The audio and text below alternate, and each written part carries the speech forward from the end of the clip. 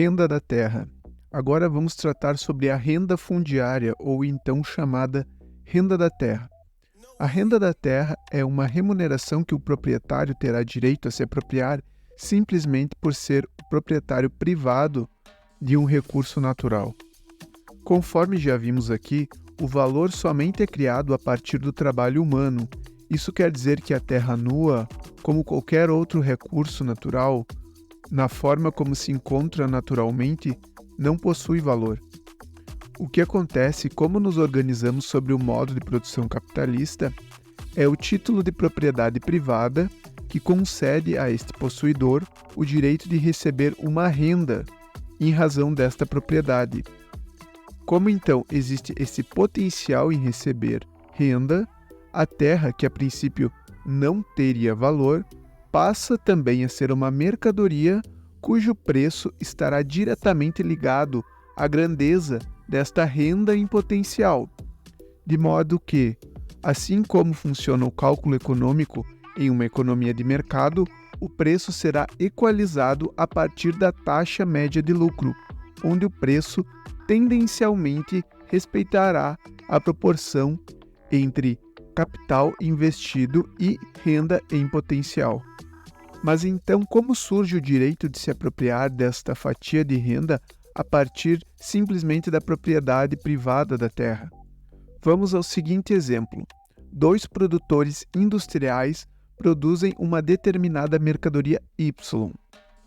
Um produtor, para processar a sua matéria-prima, ele utiliza uma tradicional máquina a vapor, a qual consome carvão para o seu funcionamento. Esse carvão, enquanto insumo de produção, custa 15 unidades de dinheiro. Os demais custos para o capital constante e variável são de grandeza de 50 para cada um deles.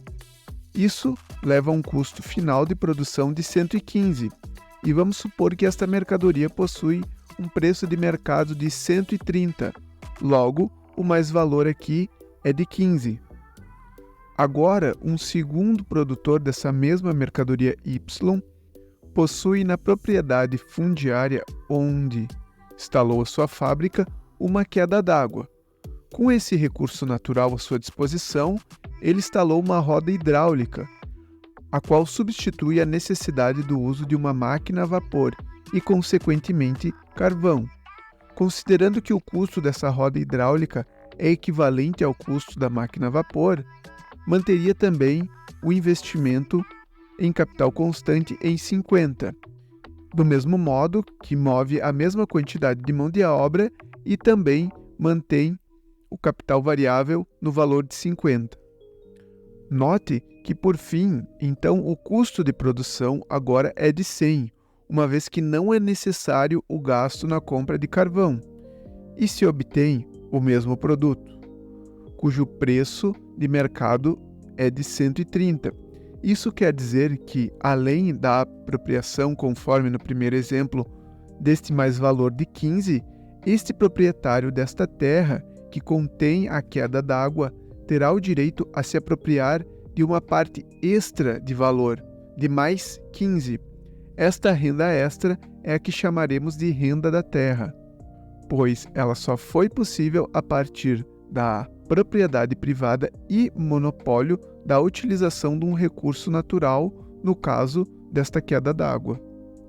Este exemplo trata do primeiro tipo de renda da terra, a renda absoluta, que é um valor, em tese fixo, que estará relacionado à propriedade privada de determinado recurso natural, o qual, uma vez que determinado sujeito seja o proprietário privado deste, terá o direito de receber a renda dele proveniente, pois, mesmo que o não faça diretamente, poderia simplesmente arrendar esse recurso a um terceiro, que deverá pagar esta renda ao proprietário.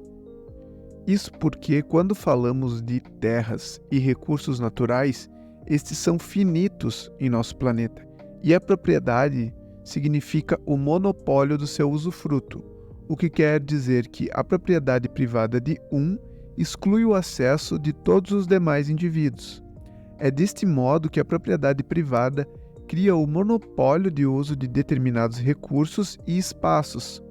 E é assim que o cercamento desses recursos acaba por socialmente ensejar a necessidade de geração de renda como uma contrapartida, o que não faria sentido em um outro modo de organização social que não se pautasse pela propriedade particular. Além da renda absoluta, também existe a renda da terra diferencial, que está ligada à produtividade diferenciada de diferentes terras. Isso porque nem toda a terra pode ser tratada igual no quesito de fertilidade, ou de uma mina, ou de um campo de petróleo em relação à sua produtividade. Além da produtividade, fatores como distância e acesso a mercados também vão gerar rendas da terra diferidas, pois produzir perto ou longe de onde é necessário levar o produto até o seu consumo, existem diferenças significativas no trabalho e custo com transporte e armazenamento. Vamos agora somente nos atentando à questão da produtividade a um exemplo. Nesse caso, duas regiões rurais localizadas à mesma distância de um centro comercial, uma a leste e outra a oeste. Na parte leste, a qual o solo é de alta qualidade, o qual naturalmente não necessita de correção e também possui vários pequenos córregos de água, possui uma produtividade média de 100 sacos de trigo por hectare. Já na parte oeste, existe um solo mais pobre e menos irrigado, o qual possui uma produtividade média de 50 sacos de trigo por hectare. Neste caso, o que se observa é que aplicando a mesma quantidade de trabalho em diferentes tipos de solo, haverá diferentes quantidades de trigo, ou seja, o proprietário das terras mais produtivas terá uma renda diferida em relação aos proprietários das terras menos produtivas. Produtividade que se refletirá diretamente no preço das terras, em razão da possibilidade de apropriação desta renda diferida. Note que caso o proprietário das terras menos produtivas queira aumentar a sua produtividade, será necessário que ele aumente a quantidade de trabalho com correção de solo, irrigação artificial, entre outras coisas. Contudo, aumentando assim também o seu custo de produção, de modo que todos esses fatores terão seus preços equalizados a partir da taxa de lucro e quantidade de capital investido, seja ele em terras, em capital variável ou capital constante, que irão todas se equalizar em torno desta mesma taxa de lucro. É deste modo que a proporção entre capital e lucro irá buscar a estabilidade no ponto da média social da margem de lucro, atraindo capitais para setores mais lucrativos e expelindo setores menos lucrativos. Tudo isso conforme já explicamos no vídeo sobre a diferença de valor e preço. É por esse motivo que commodities possuem variações de preço muito mais significativas do que quando comparadas com produtos industrializados, pois teremos uma relevante interferência da renda da terra nas suas cotações.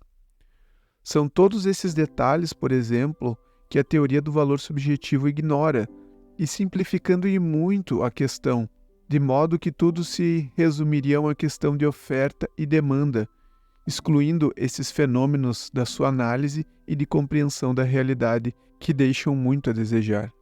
Os preços das commodities variam muito para cima e para baixo, independente de causas externas e das condições de produção, pelo fato de que, ao contrário da produção industrial, que os preços são pautados pelas unidades mais produtivas, como aquelas que possuem a melhor técnica e maior produtividade, especialmente pela maior potencial de investimento em capital constante, produtos da terra terão seus preços pautados pelas unidades menos produtivas, Enquanto isso, todos os demais produtores, a partir desse diferencial de preços, se apropriarão de uma renda extra, na forma de renda fundiária.